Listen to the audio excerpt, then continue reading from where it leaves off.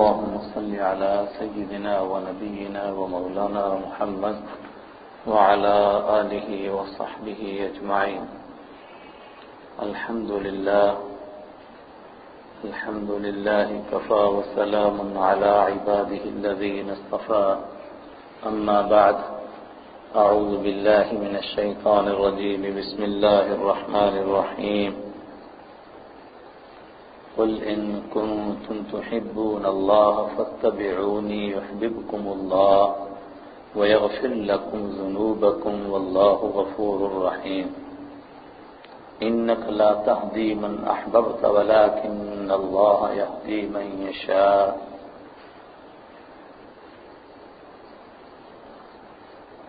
أم حسبتم من تدخلوا الجنة ولما يأتكم مثل الذين خلوا من قبلكم مستهم البأساء والضراء وزلزلوا حتى يقول الرسول والذين آمنوا معه متى نصر الله. صدق اللہ مولانا العظیم. برادران اسلام، رحمت عالم صلی اللہ علیہ وسلم کی حیات طیبہ کے اوراق الٹ رہے ہیں. 2 جمعہ بیچ میں مضمون کا انقطاع ہو گیا. مختلف عوارض کی وجہ سے آپ کی مجلس چل نہ سکی، اس لیے پچھلے مضمون کا تھوڑا سا اعادہ کرتا ہوں تاکہ آئندہ بات سمجھنا آپ کے لیے اور میرے لیے آسان ہو جائے. اور میں نے مختلف مقام سے 3 آیتیں پڑھی جن کی روشنی میں اس سے آگے کی زندگی کے بارے میں کچھ عرض کر سکوں گا.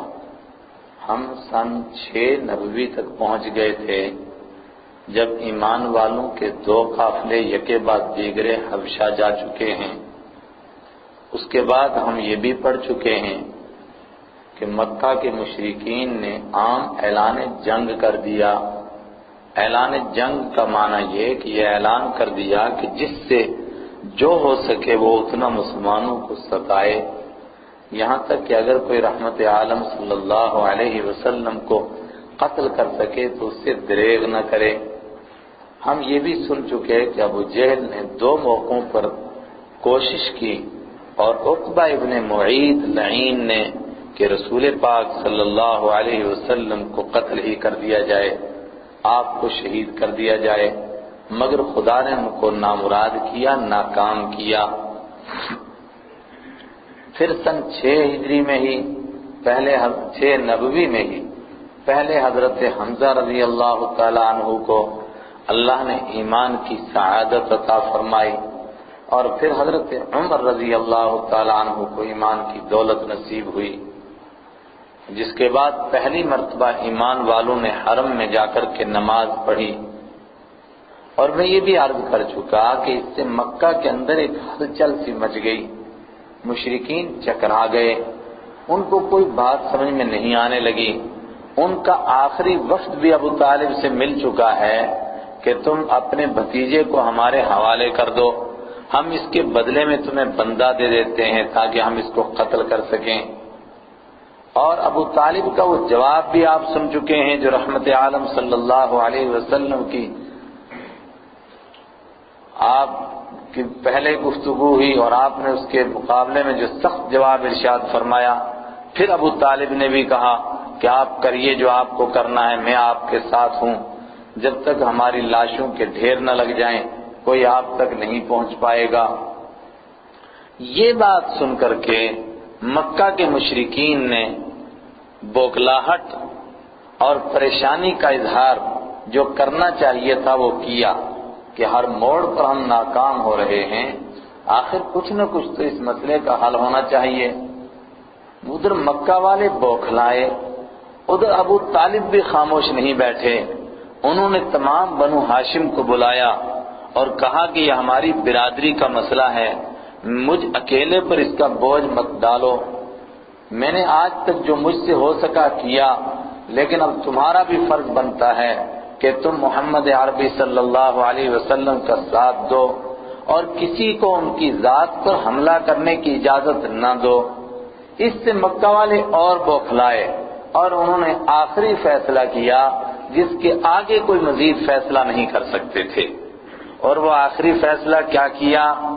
مکہ میں میٹنگ ہوئی، بعض لوگوں نے اس کا جگہ کا متعین بھی کیا، وادی محصب، اور خیف بنی کنانہ متعین کر کے بیان کیا کہ وہاں میٹنگ ہوئی، اور بعض نے اسی دار الندوہ کا نام لیا جس کے اندر مشرکین کی مشورے اور میٹنگیں ہوا کرتی تھیں۔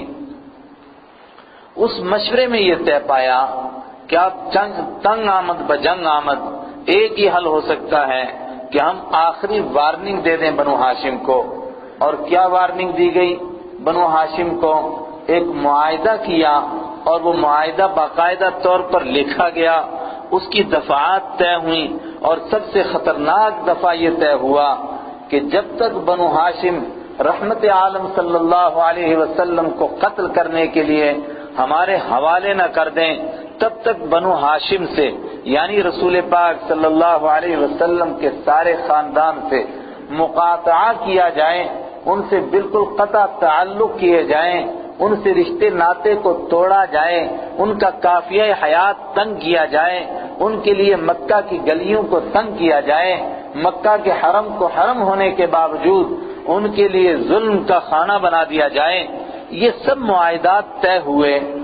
اور بنو ہاشم کے لیے آپ کے ذہن میں ہوگا، میں نے کسی موقع پر اشارہ کیا تھا، اللہ آپ کو اپنے گھر کی زیارت نصیب فرمائے تو باب السلام جدھر سے حاجیوں کے لیے سنت ہے، عمرہ کرنے والوں کے لیے سنت ہے کہ جب پہلی مرتبہ داخل ہوں تو باب السلام کی جانب سے داخل ہوں۔ باب السلام سے لے کر کے شعب بنی عامر جو آج محلے کا نام ہے، وہاں تک یہ بیچ کا جو حصہ ہے یہ سب بنو ہاشم کے گھر تھے، بنو ہاشم کے محلے تھے، اسی کو شعب ابو طالب کہا کرتے تھے۔ آپ شعب بنی عامر تو تھوڑا اس سے آگے ہیں، اس کے ابتدا تک یہ سارا علاقہ شعب ابی طالب کہلاتا تھا۔ یہاں بنو ہاشم کے پہلے سے محلے تھے۔ جب یہ معاہدہ ہوا کہ بنو ہاشم کا مقاطعہ کیا جائے، ان کا قافیہ حیات تنگ کیا جائے، اس میں یہ طے ہوا کہ کوئی ان کو اپنی دعوت میں نہ بلائے، ان کی دعوت میں کوئی جائے نہ، کوئی ان کو اپنی شادی میں نہ بلائے، ان کے خاندان سے کوئی شادی کرے نہ، ان کو خاندان کو کسی طور کی کوئی رعایت نہ دے، ان سے کوئی چیز نہ خریدے نہ ان کو کوئی چیز بیچے، یہاں تک کہ کوئی کتنا قریبی رشتہ دار کیوں نہ ہو ان میں سے کسی کی حمایت نہ کرے، کسی کی مدد نہ کرے، ان میں سے کوئی مر جائے تو ان کی مٹی اور روٹی میں بھی کوئی شریک نہ ہو۔ یہ معاہدہ جب طے پایا اور اس کو باقاعدہ طور پر لکھا گیا تو ایسے بدبخت معاہدے کو جو قیامت تک یاد رکھا جائے گا، اس ظالمانہ تحریر کو لکھا کس نے؟ 3 آدمیوں کے نام لیے گئے، منصور بن اکرمہ ایک نام آیا اور عامر بن ربیعہ ایک نام آیا، لیکن بعض حضرات کا خاص طور سے ابن قیم رحمۃ اللہ علیہ کی تحقیق یہ ہے کہ یہ بغیض ابن عامر نے لکھا تھا، بغیض اس کا نام تھا، کسی دوسرے جن لوگوں کے نام آئے ہیں وہ غلطی سے آئے ہیں، نام بھی ویسا، کام بھی ویسا، اور ایمان بھی نصیب نہیں ہوا، تو ملعون نے ملعون تحریر لکھی۔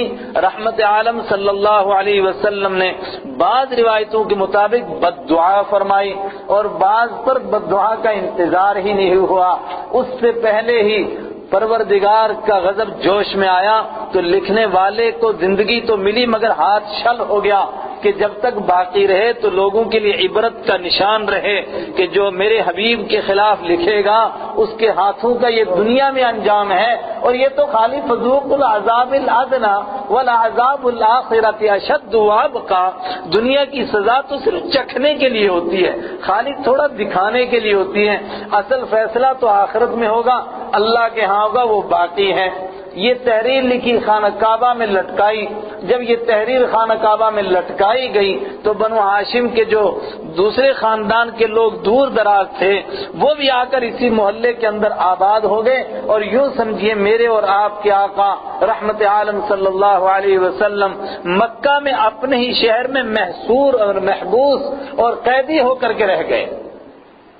بنو ہاشم میں جو ایمان لائے تھے انہوں نے آپ کا ساتھ دیا ایمان کی وجہ سے، مگر بہت سارے وہ لوگ تھے جن کو ایمان کی دولت تب تک نصیب نہیں ہوئی تھی، لیکن انہوں نے آپ کا ساتھ دیا آپ کی برادری کی وجہ سے، خاندان کی وجہ سے۔ عرب کی کا ایک اپنا رسم و رواج ہے، ان کے ہاں کوئی بادشاہت نہیں، ان کے ہاں کوئی راجواڑہ نہیں، ان کے ہاں باقاعدہ کوئی تاج و تخت کا سلسلہ نہیں، لیکن ان کے ہاں برادری کا ایک سلسلہ تھا۔ اس برادری کے نام پر جو ایمان نہیں لائے تھے انہوں نے بھی آپ کا ساتھ دیا۔ ہاں اگر ساتھ نہیں دیا تو ایک آدمی نے ساتھ نہیں دیا سگا چچا ہونے کے باوجود، اور قرآن نے بھی کسی مخالف کا نام نہیں لیا۔ ولید ابن مغیرہ کی طرف اتنے اشارے کیے قرآن کریم نے، فَلَا تُطِعِ الْمُكَذِّبِينَ وَدُّوا لَوْ تُدْهِنُ فَيُدْهِنُوا وَلَا تُطِعْ كُلَّ حَلَّافٍ مَّهِينٍ هَمَّازٍ مَّشَّاءٍ بِنَمِيمٍ۔ آج موقع نہیں، میرے پاس گھڑی بھی نہیں بھی ٹائم بتاتے رہنا، آج موقع نہیں ورنہ میں بتاتا آپ کو۔ قرآن پاک نے رحمت عالم صلی اللہ علیہ وسلم کی تحریک کو دبانے والوں کا ایک نقشہ پیش کیا کہ جو دین کے خلاف اٹھتے ہیں وہ اس طرح کے لوگ ہوتے ہیں۔ سامنے تو رکھا ولید ابن مغیرہ کو، لیکن صرف وہ مراد نہیں، سب کے سب مراد ہیں۔ فرمایا جو بھی کوئی کھڑے ہوں گے وہ سب کے سب کیسے ہوں گے؟ ہماز مشاء بنمیم، سب سے پہلے حلاف، بہت زیادہ قسمیں کھانے والے ہوں گے، ہماز دوسروں کے تانے دینے والے، دوسروں کے عیب تلاش کرنے والے، اپنے گریبان میں نہ جھانکنے والے، ہماز مشاء بنمیم، دنیا بھر کے اندر غلط فہمیاں پھیلانے والے، جھوٹ پھیلانے والے، اور جھوٹ کو اتنا رواج دینے والے کہ جس جھوٹ کو انٹرنیشنل سطح پر لوگ جانتے ہوں کہ یہ جھوٹ ہے، مگر اس کو اتنا پھیلایا جائے کہ لوگوں کو اس کے اوپر شک کا گمان ہونے لگ جائے۔ ہماز مشاء بنمیم، اور آخری صفت مناع للخیر، خیر سے روکنے والے، برائیوں کی ترویج دینے والے، بے حیائیوں کو پھیلانے والے، بے پردگی کو پھیلانے والے، نیکی سے لوگوں کو روکنے والے، مناع للخیر معتد، حد سے آگے بڑھ جانے والے، جن کی برائیوں کی کوئی حد نہیں، جن کی بے حیائیوں کی کوئی حد نہیں، جن کے ظلم کی کوئی حد نہیں، جن کے کفر کی کوئی حد نہیں، معتد اثیم، اور خود گناہگار۔ فلا تطع، رحمت عالم صلی اللہ علیہ وسلم کو فرمایا گیا آپ نہ مانیے، اور آپ تو ماننے والے تھے ہی نہیں، قیامت تک آنے والے ایمان والوں کو بتایا گیا کہ دین کے خلاف اٹھنے والی تحریکیں ان راہوں سے آئیں گی، تم ان راہوں سے واقف رہنا، فلا تطع، لہذا ان کی بات کبھی نہ ماننا، اور اگر نہیں مانو گے تو نتیجہ کیا نکلے گا؟ نون والقلم وما یسطرون ما انت بنعمت ربک بکاہن ولا مجنون۔ قسم ہے لکھنے والوں کی، قسم ہے قلم کی، قسم ہے کرسی کی، قسم ہے پوری کائنات کی، لکھنے والوں کی، جو کچھ آج تک لکھا گیا یہ سب گواہی دے رہا ہے، اور قلم میں باری تعالیٰ قلم اور لوح محفوظ کا سارا ریکارڈ گواہی دے رہا ہے۔ ما انت بنعمت ربک بکاہن ولا مجنون، آپ اپنے رب کے کرم سے نہ کاہن ہیں نہ مجنون ہیں۔ کیوں؟ انک لعلی خلق عظیم، آپ اخلاق کے بلند ترین مقام پر فائز ہیں، اور جس کردار پر، جس اخلاق پر آپ فائز ہیں اس اخلاق والا نہ کبھی کاہن ہوتا ہے نہ مجنون ہوتا ہے۔ اور میں کہوں گا یہ بھی اشارہ تھا قیامت تک آنے والے ایمان والوں کو کس طرح بدنام کیا جائے گا، مگر ہر دور کے اندر، ہر موڑ کے اندر انک لعلی خلق عظیم کا اگر کوئی نقشہ پیش کر سکے گا تو وہ ایمان والا ہی ہوگا، کوئی بے ایمان نہیں ہوگا۔ انک لعلی خلق عظیم فستبصر ویبصرون بأیکم المفتون، پھر تھوڑی دیر صبر کرنے کی ضرورت ہے۔ فستبصر ویبصرون، آپ بھی دیکھ لیں گے، ویبصرون، اور یہ بھی دیکھ لیں گے، بأیکم المفتون، کہ دونوں میں سے پاگل کون ہے، دونوں میں سے دیوانہ کون ہے۔ گویا سامنے تو آپ کو رکھا گیا، لیکن قیامت تک آنے والی تمام حالت کا ایک نقشہ سا پیش کیا گیا کہ اس طرح کی باتیں ہو سکتی ہیں قیامت تک، مگر تمہیں ان حالات کے لیے تیار رہنا ہے۔ یہ سب کچھ کیا، اور سارے مفسرین کا اتفاق ہے کہ ولید ابن مغیرہ کی طرف اشارہ ہے اس موقع پر بھی، اور ایک اور موقع پر بھی سورہ مدثر میں، مگر اس کا نام قرآن پاک نے نہیں لیا۔ اگر نام لیا تو صرف ایک ہی کا لیا، اس بدبخت کا جس نے اللہ کے دین کا ساتھ بھی نہیں دیا اور اس نے اللہ کے دین کی دشمنی میں اپنی برادری کا ساتھ بھی نہیں دیا، اس کا نام قرآن پاک نے لیا، تبت یدا ابی لہب وتب ما اغنی عنہ مالہ وما کسب۔ ابو لہب برباد ہو گیا، نہ اس کا مال اس کے کچھ کام آیا، نہ اس کی اولاد اس کے کچھ کام آئی، نہ اس کی بیوی کے کچھ کام آئی۔ حالانکہ ابھی برباد نہیں ہوا تھا، مگر قرآن نے کہا کہ جو ہم نے کہا سو ہو گیا، ایک پیچھے بچا، باقی سب کے سب شریک ہوئے اور سب کے سب شیب ابی طالب میں بند ہوئے۔ دیکھیے ابو طالب کے 4 بیٹے ہیں، ایک بیٹے کا نام طالب، ایک بیٹے کا نام عقیل، ایک بیٹے کا نام حضرت علی رضی اللہ تعالیٰ عنہ، ایک بیٹے کا نام حضرت جعفر رضی اللہ تعالیٰ عنہ۔ حضرت جعفر اور حضرت علی رضی اللہ تعالیٰ عنہ کو تو ایمان نصیب ہوا ہے، لیکن طالب کو اور عقیل کو، طالب کا تو بعد میں بھی نہیں پتہ چلتا ہے، اور عقیل کو تو اپنے والد کے انتقال تک ایمان نصیب نہیں ہوا، مگر اس کے باوجود انہوں نے بھی ساتھ دیا اور شیب ابی طالب میں آپ کے ساتھ محصور ہوئے، آپ کے ساتھ گرفتار ہوئے۔ 3 سال تک یہ مقاطعہ رہا، یاد رہے یہ تاریخ، 3 سال تک۔ سن 6 ختم ہوا، 7 شروع ہوا۔ بعد نے تو کہا کہ 7 کا پہلا مہینہ محرم کی پہلی تاریخ، جب ادھر سے چاند چڑھا ادھر معاہدہ لٹکایا گیا خانہ کعبہ کے اندر، اور پھر 10 یعنی پورے 3 سال جب گزرے تو محرم کی پہلی تاریخ ہی کو یہ معاہدہ ختم ہوا۔ 3 سال تک اندر گزارے ایمان والوں نے۔ کیسے گزارے؟ ابو لہب نے اعلان کیا کہ اگر باہر سے کوئی قافلہ آئے تو وہ ایمان والوں کو کوئی چیز نہ بیچے، اور اگر اس کو کوئی خسارہ ہو جائے تو جتنا نقصان ہو وہ میں دینے کے لیے تیار ہوں، مگر ایمان والوں کو نہ بیچے، اور اگر بیچنا بھی ہو تو مارکیٹ کے ریٹ سے 10 گنا زیادہ پیسہ لگائے۔ کہاں سے لائیں ایمان والے 10 گنا زیادہ پیسہ دینے کے لیے؟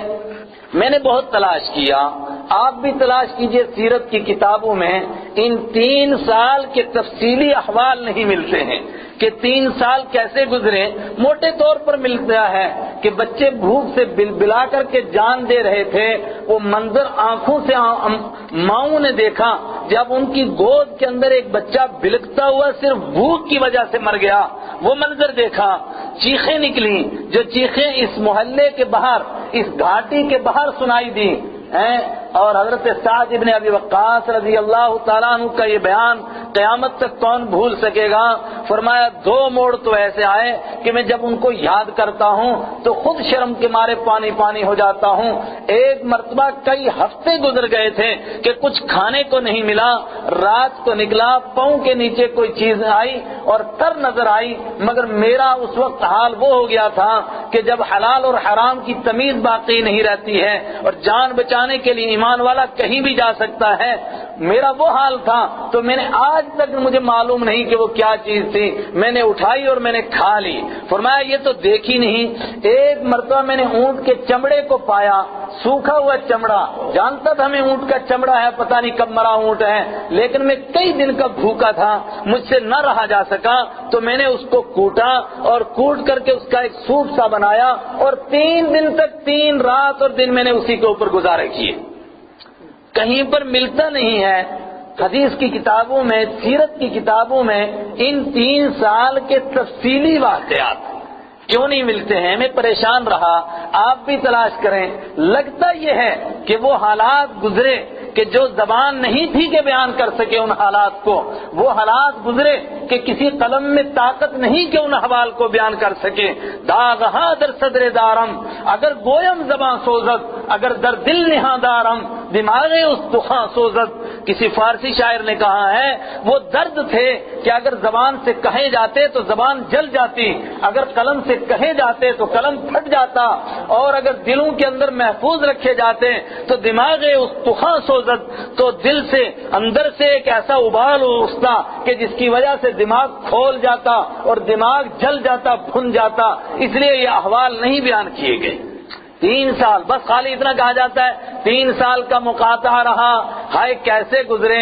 سعد ابن ابی وقاص نے فرمایا کہ میں نے 2 دن کیسے گزارے، اس کے اوپر تم قیاس کر لو کہ باقی دن کیسے گزرے۔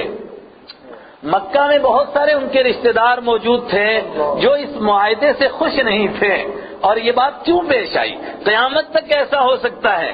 بہت دفعہ آپ کے سامنے ایک بات پیش آتی ہے، آپ سمجھتے ہیں کہ یہ غلط ہو رہا ہے، لیکن ہمت آپ کی ایسی نہیں ہوتی ہے کہ آپ اس کا مقابلہ کر سکیں، خالی دل سے برا مانتے ہیں۔ اور رسول اللہ صلی اللہ علیہ وسلم فرماتے ہیں کہ اگر آدمی اسی کے انتظار میں رہے کہ بس دل سے برا مانے، فذالک هو اضعف الایمان، یہ تو ایمان کا آخری درجہ ہے، اور وہاں تو ایمان نصیب ہی نہیں تھا، غیر ایمان والے تھے، لیکن ان کو درد ہو رہا تھا کہ یہ کیوں ہو رہا ہے۔ آخری دور میں ایک واقعہ پیش آیا، تیسرے سال، وہ سناتا ہوں۔ حکیم ابن حزام ہیں، رسول پاک صلی اللہ علیہ وسلم کی بیوی حضرت خدیجہ الکبریٰ رضی اللہ تعالی عنہا کے بھتیجے ہیں، حضرت خدیجہ ان کی پھوپھی ہیں، تو رسول پاک صلی اللہ علیہ وسلم ہماری زبان میں ان کے پھوپھا ہوئے۔ ان کو پتہ چلا کہ صحابہ کرام اور خود رحمت عالم صلی اللہ علیہ وسلم بھوک کی وجہ سے بلا رہے ہیں اور جان کنی سی کیفیت پیدا ہو رہی ہے، تو انہوں نے اپنے گھر سے کچھ راشن لیا، اونٹ پر لادا اور لے کر کے چلے دینے کے لیے، لیکن اچانک راستے میں ابو جہل آ گیا۔ اس نے پوچھا کہ حکیم کہاں جا رہے ہو؟ اور یہ حکیم ابن حزام اور بھی ان کے واقعات آئیں گے۔ دور جہالت سے رسول پاک صلی اللہ علیہ وسلم کے ساتھ ان کو سخت دوستی تھی، مگر ایمان نصیب نہیں ہوا فتح مکہ تک۔ فتح مکہ میں اللہ نے ایمان نصیب کیا۔ جس آدمی کے دل میں ذرا سی نرمی تھی، ان تمام کو فتح مکہ کے موقع پر ایمان نصیب ہوا، اور محروم بس وہی رہا، سواء علیہم انذرتہم ام لم تنذرہم لا یؤمنون، بس وہ محروم رہے، ورنہ سب کو ایمان نصیب ہوا۔ حکیم لے کر راشن جا رہے تھے، ابو جہل نے راستے میں روکا، انہوں نے کہا کہ میں اپنی پھوپھی کے لیے لے جا رہا ہوں۔ ابو جہل نے کہا کہ میں نہیں جانے دوں گا۔ اتنے میں ابو البختری نام کا ایک آدمی آ گیا، اس کا نام بھی یاد رکھیے گا، بڑا اہم نام ہے۔ ان کو بھی ایمان نصیب ہوا، لیکن فتح مکہ کے موقع پر اس سے پہلے ایمان نصیب نہیں ہوا۔ انہوں نے کہا کہ ابو جہل اگر تیرا کوئی رشتہ دار ہوتا تو کیا تو رک جاتا اس طریقے سے؟ کیا تو اس کو بھوکا مرنے دیتا؟ ہم اپنے رشتہ داروں کو بھوکا مرنے دیں؟ جاؤ تم لے جاؤ۔ اس پر جھگڑا ہو گیا۔ ابو البختری نے اونٹ کی ایک ہڈی اٹھا کر کے ابو جہل کے سر میں ماری، اس کو زخم ہو گیا۔ ابو جہل کہا کرتا تھا کہ مجھے ہڈی کا زخم اتنا نہیں لگا جتنا کہ اوپر سے اونچائی سے حضرت حمزہ دیکھ رہے تھے اس سارے منظر کو، تو جب مجھے لگی ہڈی سر میں اور میرے سر سے خون چھوٹا تو حضرت حمزہ نے کہا کہ کیسا مزہ آیا؟ کچھ مزہ آیا؟ کہتا ہے وہ جو ان کی بات کا مجھے زخم لگا، وہ زخم میں کبھی بھول نہیں سکتا ہوں۔ خیر، حکیم ابن حزام لے گئے راشن، لیکن ہلچل مچ گئی۔ مکہ کے اندر کب تک برداشت کریں گے؟ کچھ جوانوں کی پارٹی کھڑی ہوئی، ایمان ابھی ان کو نصیب نہیں تھا۔ انہوں نے کہا یار ہم کب تک برداشت کریں گے؟ ہمارے سامنے ہمارے رشتہ دار مارے گئے، ہمارے سامنے ہمارے رشتہ دار بھوک کی وجہ سے مر رہے ہیں، کیا خالی ایک ابو جہل کی اور ابو لہب کی حکومت رہے گی مکہ کے اندر؟ ایک جوان اٹھا سب سے پہلے، اللہ نے اس کو بھی ایمان نصیب کیا، جس کے دل میں ذرا سا بھی تھوڑا سا بھی ایمان کے لیے غیرت ہوتی ہے اور مظلوم کے لیے تھوڑی سی بھی اس کے دل میں درد ہوتا ہے، امید یہی ہے کہ وہ ایمان کے بغیر مرے گا نہیں، اللہ اس کو جنت میں لے جائے گا۔ آج بھی ایسا ہو رہا ہے، جو مظلوم کی حمایت میں اٹھتے ہیں الحمدللہ ان کو ایمان نصیب ہو رہا ہے، ایمان نصیب ہو رہا ہے۔ یہ عمرو ابن ہشام سب سے پہلے کھڑا نا، ہشام ابن عمرو الٹا کر دیا تھا میں نے، یہ سب سے پہلے کھڑا ہوا۔ اس نے کہا کہ یہ کب تک برداشت کیا جائے گا؟ میں تو نہیں برداشت کر سکتا ہوں، مگر کوئی حمایتی نہیں۔ تو ملاقات کی اس نے زہیر ابن امیہ سے، جو رسول پاک صلی اللہ علیہ وسلم کے ننہال سے دور سے رشتہ دار لگتا ہے، اس سے ملاقات کی کہ تو کب تک برداشت کرے گا؟ اس نے کہا کہ مجھ سے بھی برداشت نہیں ہوتا ہے، لیکن میں کیا بتاؤں، میں اکیلا ہوں، کچھ کر نہیں سکتا۔ اس نے کہا تو اکیلا نہیں، دو ہیں۔ پوچھا دوسرا کون؟ کہا ایک میں ہوں۔ اس نے کہا اچھا تو کوئی اور جوڑو۔ آگے بڑھا تو مطعم ابن عدی سے ملاقات کی، ان کو بھی ایمان بعد میں نصیب ہوا فتح مکہ کے قریب۔ ان کو سارے احوال سنائے۔ اس نے کہا کروں کیا، میں بھی سوچتا ہوں، رات کو نیند نہیں آتی مگر اکیلا ہوں، ابو جہل کے مقابلے میں چلتی نہیں۔ اس نے کہا کہ اکیلا نہیں، تیرے ساتھ 3 اور ہیں، 2 اور ہیں۔ اس نے کہا اچھا 2 اور ہیں تو کوئی اور جوڑو۔ انہوں نے ایک اور آدمی کو تلاش کیا، اس کو جوڑا اپنے ساتھ، اور وہ یہی ابو البختری ہے۔ پھر اس نے کہا کہ یار کم سے کم 5 آدمی ہونے چاہیے، تو 5واں آدمی تلاش کیا، کون آدمی ہو سکتا ہے؟ تو 5واں آدمی بھی ایک مل گیا، اس کو بھی اللہ نے جوڑا۔ اس کے والد کا نام ہے اسود، اور خود اس کا نام بعد نے لکھا ربیہ، بعد نے کچھ اور، اس کو بھی جوڑا۔ یہ سب کے سب رسول پاک صلی اللہ علیہ وسلم کے دور سے رشتہ دار ہوتے ہیں۔ ان کو اس نے غیرت دلائی کہ یار تمہارے رشتہ دار بھوک کی وجہ سے مر رہے ہیں۔ صبح کو جب قریش کی میٹنگ لگی تو سب سے پہلے زہیر کھڑا ہوا، زہیر بن امیہ۔ اس نے کہا بات میں شروع کروں گا۔ اس نے کہا ابو جہل کا کوئی رشتہ دار وہاں نہیں مر رہا ہے، ہمارے رشتہ دار بھوک کی وجہ سے مر رہے ہیں، ہم یہ برداشت نہیں کر سکتے ہیں۔ ابو جہل نے کہا اچھا یہ نہیں ہو سکتا ہے، جب تک میں زندہ ہوں تو مجھے خانہ کعبہ کے رب کی قسم میں ایسا نہیں ہونے دوں گا، یہ تڑپ تڑپ کر وہاں مریں گے یا محمد صلی اللہ علیہ وسلم کو ہمارے حوالے کریں گے۔ اس نے کہا نہیں ایسا ہو کر رہے گا۔ ابھی یہ بات ہو ہی رہی تھی تو دوسرا حمایتی کھڑا ہوا، مطعم ابن عدی، اس کی بات کو کاٹنے کے لیے ابو جہل کوشش کر رہا تو تیسرا کھڑا ہوا، پھر چوتھا، پھر پانچواں۔ بڑا ذہین آدمی تھا ابو جہل۔ اس نے کہا ما ھذا الامر اعلان، یہ معاملہ ابھی کا نہیں ہے، یہ رات کا پکی ہوئی کھچڑی ہے، یہ بنا ہوا پلان ہے، یہ ایسا نہیں لگتا ہے۔ انہوں نے کہا جو بھی کچھ ہو لیکن یہ ہو کر کے رہے گا۔ ابھی یہ بحث یہاں پر جاری تھی تو ابو طالب تشریف لائے اور عجیب پیغام لے کر کے تشریف لائے جو سنہری حرفوں سے لکھا جائے، قیامت تک لکھا جائے۔ دیکھیے میں انشاءاللہ اس پر بحث کرنا چاہتا تھا، آج میں نے اس لیے آیت بھی ویسی پڑھی تھی، لیکن وقت کیا کریں پورا ہونے جا رہا ہے کہ ابو طالب کو آخری وقت میں ایمان نہیں نصیب ہوا۔ اسی کے اوپر امت کا اتفاق ہے، بخاری بھی یہی کہہ رہی ہے، مسلم بھی یہی کہہ رہی ہے، اور قرآن کی آیت انک لا تہدی من احببت ولکن اللہ یہدی من یشاء، اس آیت کا اشارہ بھی اسی طرف ہے۔ لیکن رسول پاک صلی اللہ علیہ وسلم کی صداقت اور آپ کی پیشن گوئی کے اوپر ابو طالب کو ایمان نصیب نہ ہونے کے باوجود کس قدر یقین تھا۔ ابو طالب نے کہا جا کر کہ میرے بھتیجے نے کہا ہے کہ جو مقاطعہ لکھا ہوا تھا، جو تحریر لکھی ہوئی تھی، وہ تحریر اللہ کے حکم سے مٹ چکی ہے، اس کا کوئی حرف باقی نہیں ہے، صرف اس کی پیشانی کے اوپر بسم ربہ الاعلی جو لکھتے تھے بس وہ باقی ہے، اس کے سوا کچھ باقی نہیں۔ اگر یہ واقعہ سچا ہے تو پھر تمہاری غیرت ہے، تمہیں جھنجھوڑنا چاہیے، پھر تمہیں اس مقاطعے کو ختم کر دینا چاہیے، اس لیے کہ یہ تحریر مٹ چکی ہے۔ اور اگر یہ واقعہ جھوٹا نکلے اور میرے بھتیجے کی پیشن گوئی جھوٹی نکلے نعوذ باللہ، اگرچہ میرے ایسا بالکل گمان بھی نہیں ہے، ایسا مجھے خیال بھی نہیں ہے کہ میرے بھتیجے کی پیشن گوئی جھوٹی نکل سکے، ہو ہی نہیں سکتا ہے ایسا، لیکن بالفرض والمحال اگر جھوٹی نکل گئی تو پھر میں تمہارے ساتھ ہوں اور میں ان کو قتل کرنے کے لیے تمہارے حوالے کر دوں گا اور یہ جھگڑا ہمیشہ کے لیے نپٹ جائے گا۔ ابو جہل نے کہا کہ اگر ایسا ہو تو بالکل میں اس کے لیے تیار ہوں۔ اللہ نے اس سے کہلوایا، سارا مجمع اٹھ کھڑا ہوا، انہوں نے کہا اگر یہ بات ہے تو ہم سب ماننے کے لیے تیار ہیں، اور آپ جب یہ بات کہہ رہے ہیں کہ اگر مقاطعہ ختم نہ ہوا ہو تو میں اس پیشن گوئی کے جھوٹا ہونے کی وجہ سے اپنے بھتیجے کو تمہارے حوالے کرنے کے لیے تیار ہوں، اس سے بڑی کوئی انصاف کی بات نہیں ہو سکتی۔ چلو خانہ کعبہ کھولتے ہیں۔ کھولا گیا خانہ کعبہ کا دروازہ اور نکالا گیا تحریر کو، جس طرح میرے اور آپ کے آقا مدنی صلی اللہ علیہ وسلم نے فرمایا تھا، بالکل حرف بہ حرف اسی طرح پیشن گوئی پوری ہوئی، اسی طرح پیشن گوئی۔ وہ کو قادیانی کی پیشن گوئی تھوڑی تھی کہ جو کرتا تھا وہی الٹا ہوتا تھا، اور کیوں الٹا ہوتا تھا؟ رسول پاک صلی اللہ علیہ وسلم کہہ چکے تھے، فرمایا میرے بعد 30 جھوٹے آئیں گے قیامت آنے سے پہلے، اور ان کی پہچان یہی ہوگی کہ جو پیشن گوئی کریں گے وہی الٹی ہوگی۔ اور یہاں آقا مدنی صلی اللہ علیہ وسلم کی پیشن گوئی تھی، بالکل اسی طرح پوری ہوئی، اور اس بات کے اوپر ایمان والے 3 سال کے بعد باہر آئے۔ لیکن میرے ایمانی بھائیوں، جو اہم بات ہے وہ یہ کہ رسول پاک صلی اللہ علیہ وسلم کی بات کے اوپر غیروں کو اتنا یقین تھا کہ ابو طالب نے قسم کھا کر کے کہا کہ یہ جھوٹی نہیں ہو سکتی، اگرچہ ایمان نصیب نہیں ہوا۔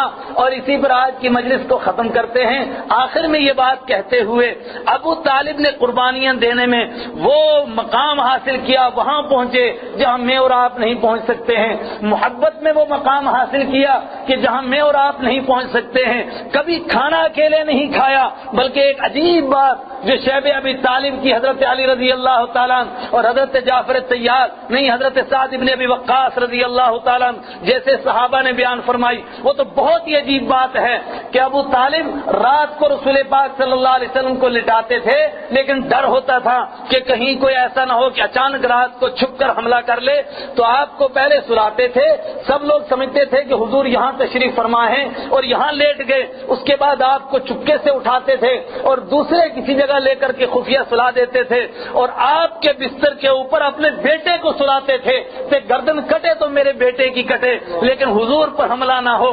اس تمام کے باوجود جب ایمان نصیب نہیں ہوا میرے ایمانی بھائیوں، اور ایک اور بڑی عجیب بات سمجھ میں آتی ہے، وہ کیا کہ ایک بات ابھی بھی باقی تھی، محبت سے بھی کام نہیں چلا، قربانیوں سے بھی کام نہیں چلا، جب تک ایمان نصیب نہ ہو تب تک گاڑی چلنے والی نہیں۔ اگر ایمان کے بغیر محض محبت سے کام چلتا ابو طالب کا چلتا، قربانیاں دینے سے کام چل جاتا ابو طالب کا چلتا، مگر ایمان پہلی شرط ہے، اللہ کو ماننا، اللہ کے حبیب صلی اللہ علیہ وسلم کو اللہ کا آخری پیغمبر ماننا، اور روایتیں اس بارے میں متفق ہیں کہ اس کے صرف 6 مہینے بعد یہ محرم میں واقعہ پیش آیا، پھر رجب کے اندر ابو طالب کا انتقال ہوا، اور بعض نے کہا کہ 8 مہینے کے بعد رمضان میں انتقال ہوا، مگر ایمان نصیب نہیں ہوا۔ آپ کی آنکھوں سے آنسو جاری تھے اور آپ اس پر رو رہے تھے کہ میرا چچا ایمان سے محروم چلا گیا۔ حضرت علی رضی اللہ تعالیٰ عنہ نے عرض کیا کہ کیا کیا جائے؟ فرمایا جاؤ جا کر کے دفن کر دو اپنے والد کو۔ میں نے عرض کیا کہ آپ تشریف لے جائیں، آپ نے فرمایا نہیں تم ہی جاؤ جا کر کے دفن کر دو، جس طریقے سے مشرکین دفن کرتے ہیں، ہمارے طریقے کے مطابق نہیں دفن کیا جائے گا۔ حضرت عباس رضی اللہ تعالیٰ عنہ تل ملا گئے، انہوں نے عرض کیا ہے اللہ کے رسول صلی اللہ علیہ وسلم، آپ کا اتنا ساتھ دیا آپ کے چچا نے، آپ کے ساتھ اتنی محبت کی آپ کے چچا نے، تو کیا قیامت کے دن، کیا آخرت میں ان کو کچھ بھی فائدہ نہیں ہوگا؟ فرمایا جو ایمان والا فائدہ ہے وہ تو ان کو ہوگا نہیں، البتہ ایک بات ہوگی کہ دوسرے لوگ جہنم کی تہ میں جائیں گے اور ان کے صرف پاؤں تک عذاب پہنچے گا، لیکن عذاب پہنچے گا، جنت میں داخل نہیں ہوں گے۔ اور ابن کثیر کو دعا کیجیے اللہ اس کی قبر پر کروڑوں رحمتیں نازل فرمائے، انہوں نے جواب دیا کہ ذہن و دماغ سب کچھ تو مان رہا تھا لیکن لاسٹ وقت میں بھی پاؤں پھسل گئے تھے، اس پھسلنے کی وجہ سے سزا ان کو ہوئی، اوپر سزا نہیں چڑھی، مگر ایمان والوں کی لسٹ میں نہیں آئے، جنت میں جانے والوں میں نہیں آئے۔ قل ان کنتم تحبون اللہ فاتبعونی، اسی پر قرآن نے کہا ساری دنیا سے کہہ دیجئے اگر اللہ سے محبت کرتے ہو، اللہ کے حبیب صلی اللہ علیہ وسلم سے